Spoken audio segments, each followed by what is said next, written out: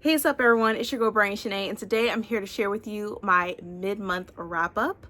And also I'm going to share with you some book mail, and I got my Girl Scout cookies, which I'm going to save until the very end because I definitely want to share with you the link and everything as far as who I am supporting and who I know personally that is a Girl Scout. So first and foremost, we're going to start with this wrap up, our January mid-month wrap up. I'm trying to be more consistent this year as far as posting and showing and giving you my reading updates. And I will say this, this first book that I'm about to share with y'all, I was thinking I was going to love it. But then again, when I got the book from the library, I returned it recently.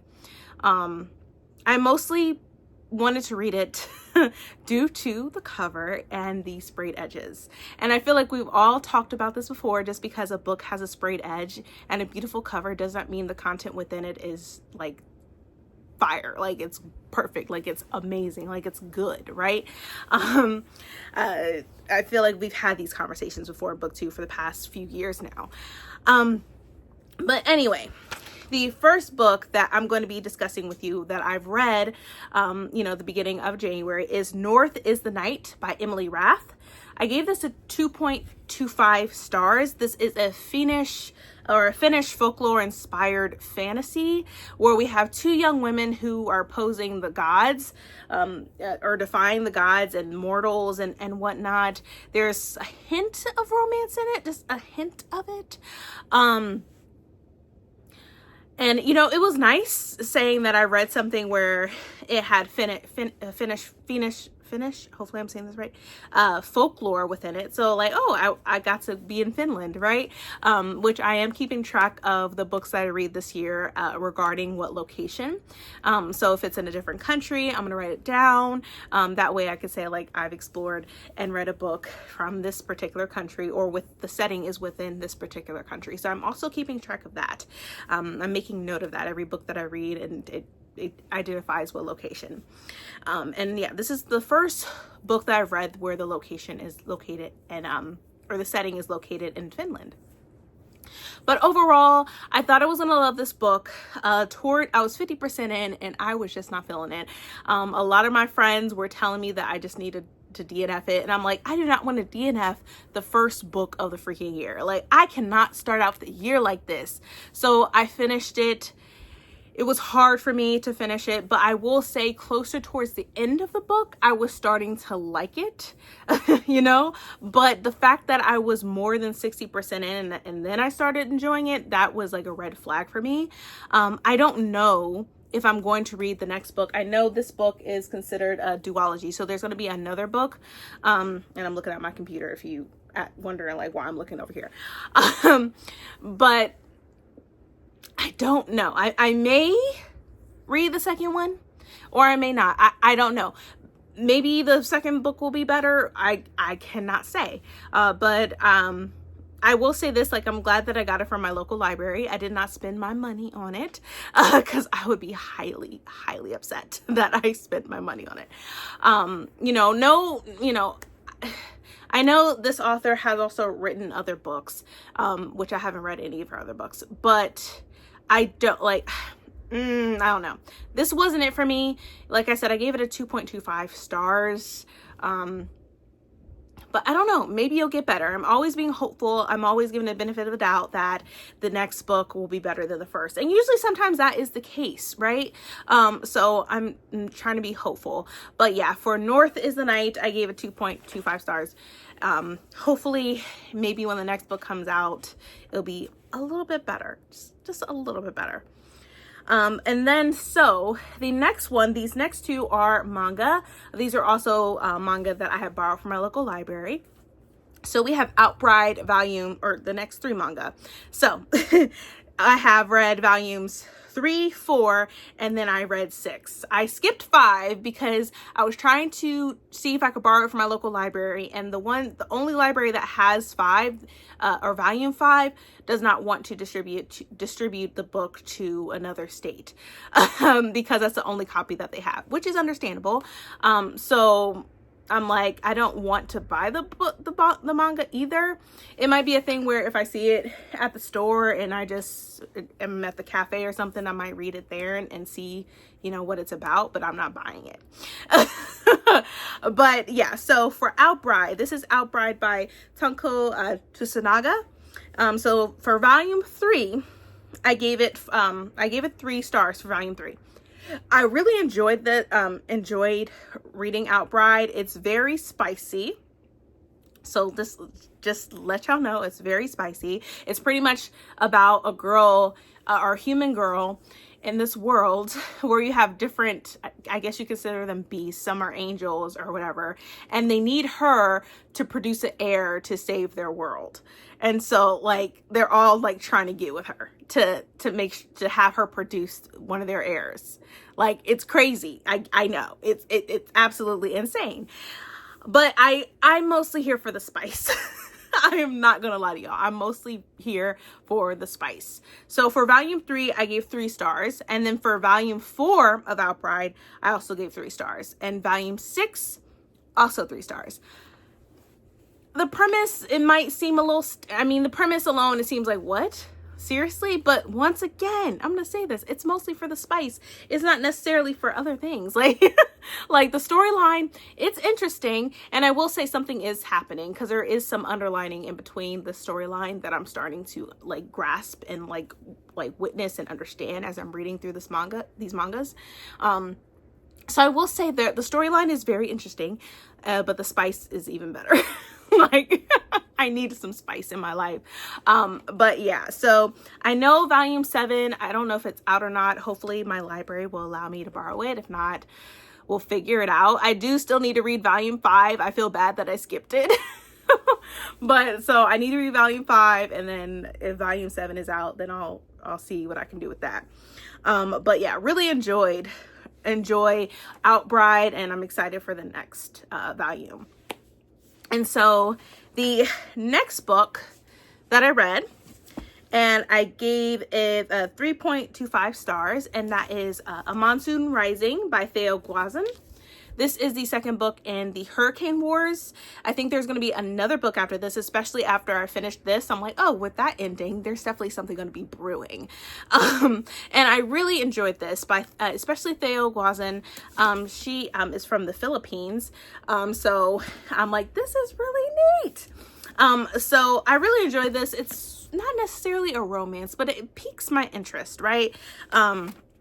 And it piqued my interest to the point where I'm definitely going to continue on reading this series. This is one that I own. I didn't get this from the library. And of course, like, I got the first book here. This is, I think, the Fairy Loot edition. And I'm like, I really like the work that they did. And then I got this from Waterstones, and this is beautiful as well. So, I mean, the covers are covering. They're just gorgeous and beautiful and vibrant and colorful, and I love it. So I really enjoy Theo Guazin's, hopefully I'm saying her name right. If not, I do apologize. But I will continue reading books by her even after she's finished with this series, because I feel like her writing, it pulls you in. I was never bored. I had a great time reading this book. I wish it was fleshed out a little bit more. But I feel like this is her sophomore book as well. So I feel like this was her first book published, I believe. And then this is her second one. And it gets better and better. Like, I really love this one. I think this one definitely changed up a little bit. I felt like something was missing from, from in this book that we got a lot of from the first one.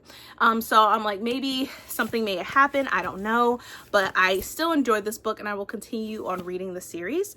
But once again, for Monsoon Rising, I gave it a 3.25 stars. So we have that. I'm actually going to put this up while I'm here. Since I'm here, I'm like, might as well try to make it easier for myself to put my books up. That way it won't be a pain on putting them back. All right. And then the next one is also a manga, or both of them are going to be mangas. And so we have Dondon, volume 9 by Yakanabu Tatu. freaking love Dondon. Like, if you haven't watched the anime, I don't know what y'all doing. Like, it's it's so freaking good. And then I also love the music too. Like, I love it. I love it so much. Dun dun dun dun dun dun dun dun dun dun dun dun dun dun dun dun dun dun dun dun. Like, I freaking love it. And so I'm so sad that the show is over for now. I don't know when the second season is going to come out, but I really enjoyed it. And so once the anime ended, I was like, I want to continue on reading. I want to see what happens next. I want to see what happens to Ken Takakaru, and Momo, and Turbo Granny, her grandmother. Like, I'm here for it. So for volume 9 of Dondon, I gave it 4 stars. So I really enjoyed it. The pacing's awesome. The banter and the jokes within the manga itself is just absolutely incredible. And so I went ahead and also read volume 10, which I gave 4 stars. Freaking loved it. And so now I'm waiting patiently for volume 11. It hasn't come out yet. I think it releases, hold on, let me see. I'm not necessarily sure. I think maybe March or nothing. Don't quote me. I'm just saying it because I think that's what it said when I looked it up. If not, it could be February. I don't freaking know. But I'm really excited to read the next volume and see what happens when it, especially there's like a little romance within there. You know, it's like teenage romance, you know? So I'm here for it. But yeah, so for volume 9 of Dondon, I gave 4 stars. And for volume 10, I also gave 4 stars as well. So there is that. And then the next book that I freaking loved, was one of my anticipated reads, was part of my 25 for 25, which I still need to share with y'all. And I gave it a 4.5 stars. To be honest, if I round it up, it's a 5-star. But I freaking loved it, and I love Zora Neale Hurston's writing. I believe this is her last like works that they have found by her. So it's sad, like we won't be getting anything else, or at least that's what I know of. And they had restored this particular story because it was up in flames, and they had restored it and saved it, which I'm grateful for that. And this book just recently came out, and that is The Life of Herod the Great by Zora Neale Hurston, which I feel like a lot of people know that she also had written Their Eyes Are Watching God, which is, I feel like it should be a required reading. I think it is a required reading for some places, but don't quote me on that. Required readings is interesting to me. Like, they haven't updated that freaking list, but that's a whole nother story. But freaking enjoyed this book so much. This is showing the perspective from Zora Neale Hurston on her perspective of what Herod the Great was, where he's more of a good guy, where people love him and adore him, and they don't like want to fucking kill him. Like, they don't like, they hate him. Like, it's nothing like that. I'll even read the synopsis for you. So it says, I'll read everything. It says, a never before published novel from the beloved author Zora Neale Hurston that reveals the glorious and visionary life of Herod the Great. It says, in the 1950s, as a continuation of Moses, A Man of the Mountain, Zora Neale Hurston penned an historical novel about one of the most infamous figures in the Bible, Herod the Great. In Hurston's retelling, Herod is not the wicked ruler of the New Testament who is charged with the slaughter of the innocents, but a forerunner of Christ, a beloved king who enriched Jewish culture and brought prosperity and peace to Judea. From the peaks of triumph to the depths of human misery, the historical Herod appears to have been singled out and especially endowed to attract the lightning of fate, Hurston writes. An intimate of both Mark Antony and Julius Caesar, the Judean king lived during the 1st century BCE in a time of war and imperial expansion that was rife with political assassinations and bribery as the old world gave way to the new. And then it continues on to say, portraying Herod within this vivid and dynamic world of antiquity, little known to modern readers, Hurston's unfinished manuscript brings this complex, compelling, and misunderstood leader fully into focus. Hurston shared her findings about Herod's rise, his reign, and his waning days in letters to friends and associates. Text from 3 of these letters concludes the manuscript in an intimate way. Scholar-editor Deborah G. Plant's commentary, A Story Finally Told, assesses Hurston's pioneering work and underscores Hurston's perspective that the 1st century BCE has much to teach us, and that the lens through which to view this dramatic and stirring era is the life and times of Herod the Great. So literally, Zora did her research on Herod. And 2 years ago, Bree and I from Bree Shree Reads, we had read all of Zora Neale Hurston's works. It had the perspectives of Moses and stuff like that. It highlighted, it opened my mind to a lot of different things, like especially with the Bible and how some things are just not the Bible has been altered to the point where they try to manipulate how we think about things, and how Zora Neale Hurston took her time and did her research on a lot of these people, a lot of things, right?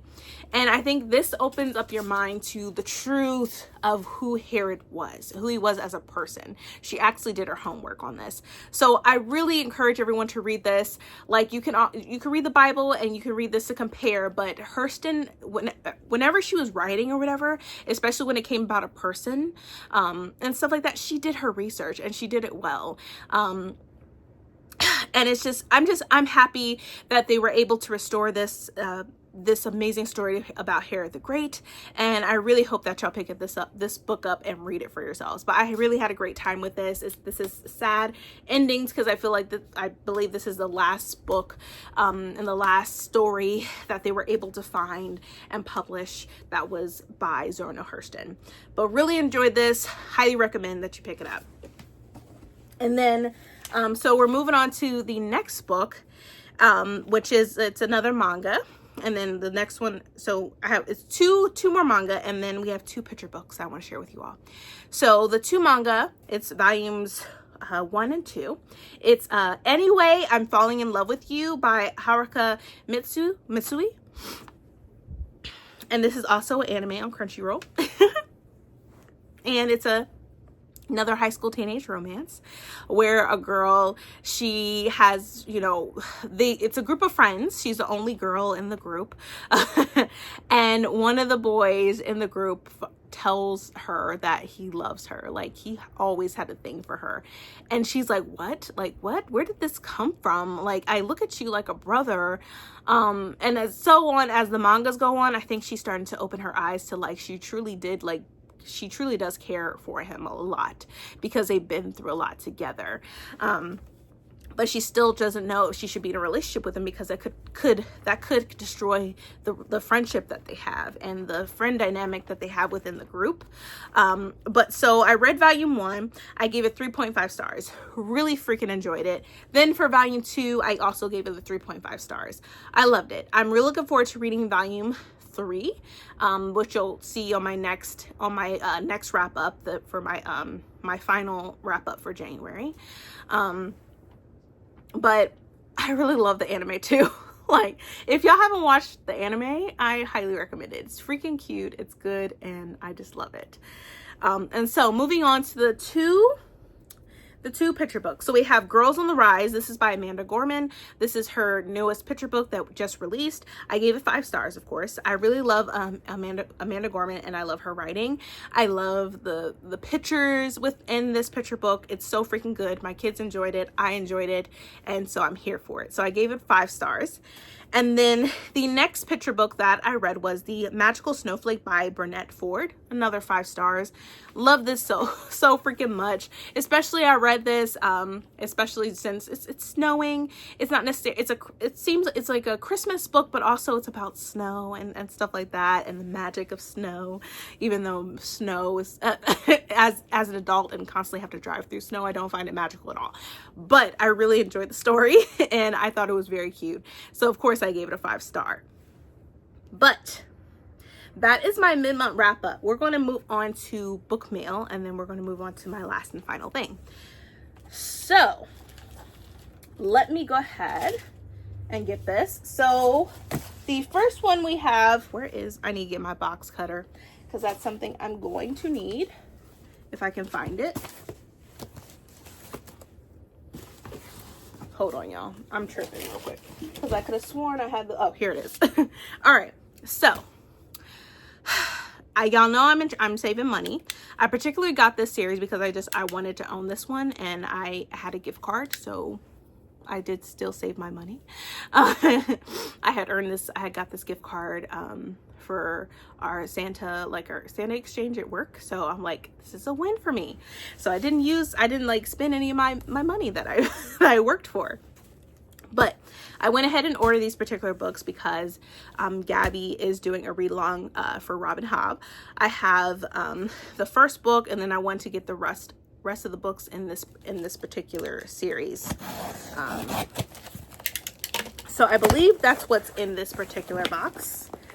I feel like they didn't package this nicely, but hopefully it's not too bad and the books aren't damaged, but we shall freaking see together. All right. So I have the first book, Apprentice Assassin, or whatever it's called. And so I have book 2 and book 3. So book 2 of the Farseer trilogy is Royal Assassin. I went ahead and got this one. And then book 3 of the Farseer trilogy is Assassin's Quest. So I have book 2 and book 3. I already have book 1. So I'm really excited. I wanted to make sure I had these particular books. I wanted to personally just own these. So I was happy that I was able to, I got my gift card just in time for this. So here are these 2 books. The next one, sorry y'all. The next one that I recently got, I wanted to also get the novella that also goes with the Farseer trilogy. I wanted this particular cover from the, and so I had to order this from Waterstones, which I did spend my money on, but it wasn't that much. So I was happy about that. And so the novella that I got that goes along with the Farseer trilogy is The Willful Princess and the Piebald Prince. So I went ahead and got the novella as well that we're going to be reading this month. So we're reading the first book in the Farseer trilogy and we're reading this novella. And I just love this cover. It's pretty. I like it a lot. So we have that as well. The next one, I'm not really sure what's in this one. We shall see what's in this one. I have no idea what it is. So we'll figure it out once again together. I don't know what this is, y'all. Oh, okay. So this was a gift for me pre-ordering the next book in the series of The Davenports by Crystal Marquise. And so this was like a gift with purchase, I believe, right here. So let me open this. And it even comes with a pen, which is really cool. It even says The Davenports. And like, look at this pen. Like, it's like, look at that. Like, this is neat. And of course it says like The Davenports right here. Here's the instructions for it, which I'm going to keep because apparently there's instructions for this. So I'm going to figure it out because this is not no regular pen. So we have that. And then this is from Penguin Random House. It says, "Dear reader, thank you for pre-ordering a copy of The Davenports More Than This by New York Times bestselling author Crystal Marquise. Enjoy your deluxe stationery set. Happy reading and writing, Penguin Teen." So this is like a stationery thing. So I'm like, oh, this is cute. So these are like 3 stationaries. It says, hope visits us in many forms. So it says that one in the back of here. Another one says, don't stop chasing your dreams. And the other one says, with love comes the strength to do great things. So these are like little stationaries that I can write on. So this is really cool. And I like the picture as well. So here we have it. So there is that, some cute stationaries. The next thing, I think these are ARCs. So this one is from Hachette. So let's open this together. Oh, what is this? I see Shirley Chisum. Sorry. I feel like this is it. Ooh, okay, hold on.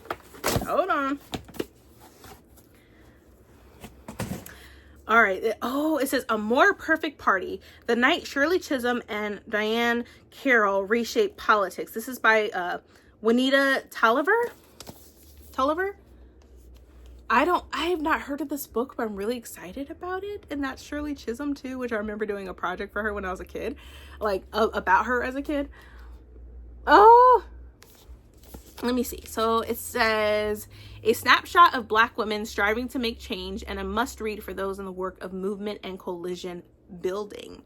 It says in 1972, New York Representative Shirley Chisum broke the ice in American politics when she became the first Black woman to run for president of the United States.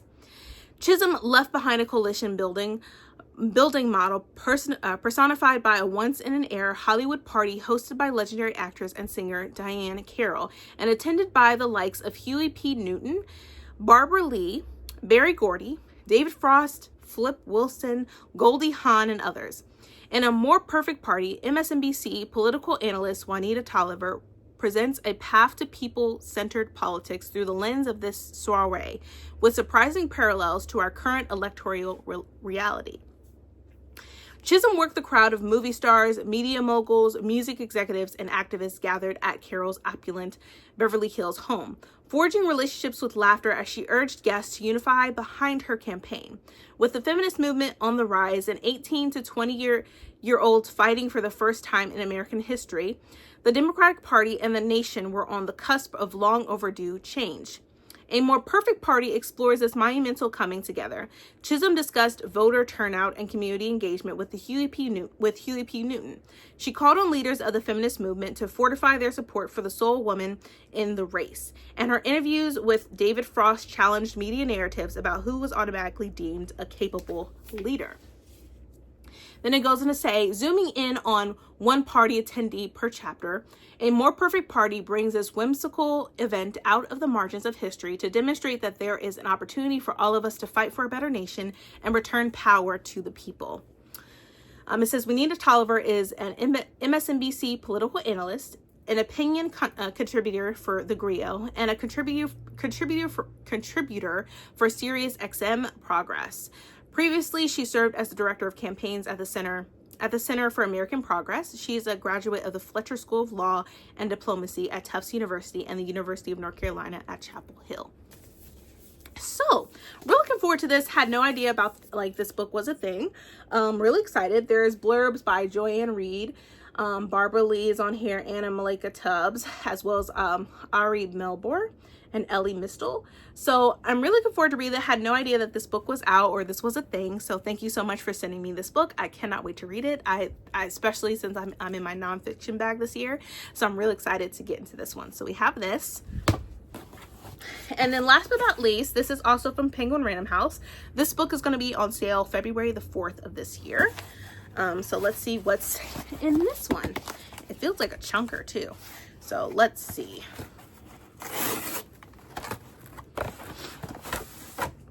Oh, it's a finished copy. All right.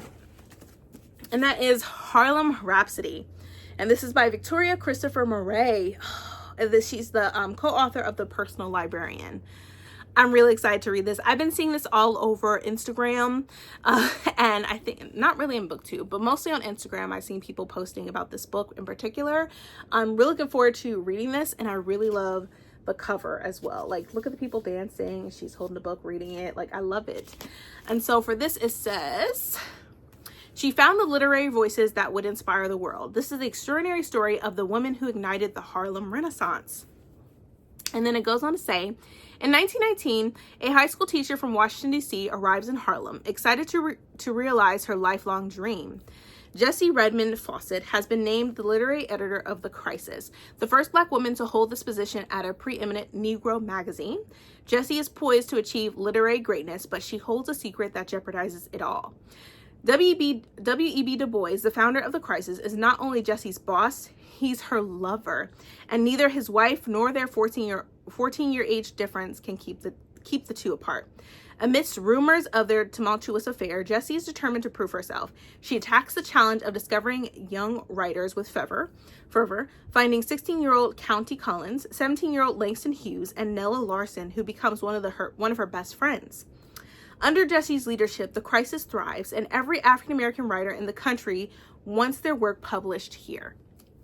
When her first novel is released to great acclaim, it's clear that Jessie is at the heart of a renaissance in Black music, theater, and the arts.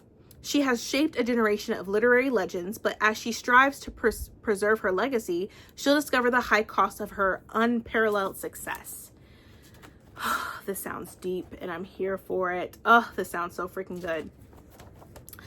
Get ready for a review, y'all. Y'all gonna get a review from me.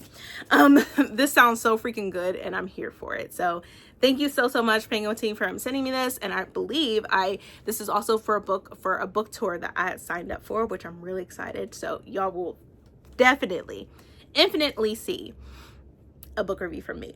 So here is that. Next and foremost, the last and final thing is I got my Girl Scout cookies. and I love my Girl Scout. I love Girl Scout cookies. Like, usually when we go to the grocery store, they usually be out in front of the store, and I'll just buy some Girl Scout cookies. But now that I personally know a Girl Scout, she is now a Girl Scout, I want to support her as much as possible. And she's family. She's my niece at this point. And so I want to make sure that my money goes towards someone that I care about, and I want them to get as much support from me and others as much as possible, right? I want my money to go towards somebody that I want to support. I want to control that, right? I want to control where I want my money to go towards, and so I want to go towards someone that I care about. So I got my Girl Scout cookies, and where I got them from, I got them from Alec, the Brechery Reed's daughter. She is a Girl Scout. I will leave her link down below. This is her the link that I'm providing down below is her digital store. So definitely go out and support her and go get some Girl Scout cookies. Go ahead and do it. If it's $5 off if you purchase 8 or more boxes, if I'm not mistaken. So there is that. $5 off if you get 8 or more boxes. And to be honest, next payday I might actually get some more because I need some more. Like, I need my Samoas, and I need my my trefoils and all that good stuff. So here is my package. I'm gonna share with y'all what I had ordered, and also Keandre ordered some as well. We're like, let's order a lot because I know my kids are gonna eat them too. So I'll show you what I got. So I got 1, 2, 3, 4, 5, 6 boxes. There's probably gonna be a little more later on once I get paid. So we got 2 of the Adventurefuls. It's the indulgent brownie inspired cookies with caramel flavored cream and a hint of sea salt. Me and Keandre saw this on Alec's little digital store, and we're like, what? Adventurefuls? I'm here for it. And it looks so freaking good. Like, it looks good. I'm not gonna lie, it looks good. So we got 2 boxes of these. Then I love these, so I had to get my trefoils, the iconic shortbread cookies inspired by the original Girl Scout recipe. These are my go-to, especially if you want to add some milk to them. Like, I love these so much. So I'm definitely going to get another box for myself. I'm not sharing. I'm not sharing, but I love these so much. Keandre says I'm old school because I love these. I'm like, look, these are classics in my opinion. I love my trefoils. So freaking good. So there's that. The next one is the Girl Scout s'mores. We were like, ooh, some s'mores, why not? So we're gonna try these. This is the graham sandwich cookies with chocolatey and marshmallowy flavored filling. So we got these. If we love these, we're gonna probably get some more. Just letting you know. But this looks really freaking good. And I like s'mores. I really like s'mores. So there's that. The next one is my Samoas. I had to. It's the crisp cookies with caramel, coconut, and dark chocolatey stripes. Definitely gonna get some more of these. I love my Samoas. So there's that. And then my last box, Keandre likes these. I don't necessarily like them. Don't come for me. But I used to like them, but I just feel like I got tired of the taste. Now, will I still eat them? Oh, yes. I'm going to still eat one or two. I'm sure Keandre is going to want to order more of these. And that is the Thin Mints. Crisp, chocolatey cookies made with natural oil of peppermint. So here we have our box for that as well. So, once again, please go out and support my girl, Alec. She is a Girl Scout, you know. Since you know somebody that is actually, you know, who is a Girl Scout personally, you definitely should go out and support. But this is my Girl Scout order. Will I be getting more? Yes, I will. Her link is down below in the description. Please support, please, please, please. This helps, you know, helps her and the organization. And Girl Scout cookies, you know, they're so freaking good. Like, why not? And once again, it's $5 off shipping if you purchase 8 or more boxes. But yeah, please go out and support. I want to make sure my money goes towards someone that I truly care for, like truly and honestly. I need to hide these from my kids. I might need to hide them from my husband too, but he's gonna find them. Unless I put them on a bookshelf, he's gonna think they're books. But I'm like, no, yeah, I got another book. He's like, I thought you weren't gonna buy no more. Yeah, usually sometimes that's what I do. Like back then, like when I purchased books, I would like put it in my bookshelf where he wouldn't know that it was a new addition to my collection, and eventually he would find out like weeks later. So the blow was less, but yeah, I'll probably give him some that he wanted, but the other ones I'm gonna hide, especially for my kids. But then again, I'm be ordering some more, so maybe I should be good and be nice. But that is it, y'all. That is my mid-month wrap up. That is my little mini my book mail that I want to share with you. Plus here is my amazing, huge, probably going to get some more Girl Scout cookies. So definitely, once again, go out and support. I will leave the link below for Alec's digital store so that you can order some as well. But thank you all so much for watching. I hope you are staying healthy and staying safe, and I will catch y'all next time. Make sure to like that, you know, hit that like button so that, you know, it helps out the channel. And also don't forget to hit that bell so that you'll be notified when I upload more videos in the future. But once again, thank you all. Honestly, seriously, so much for watching. Once again, stay healthy and stay safe, and I will see y'all next time. Bye, everyone.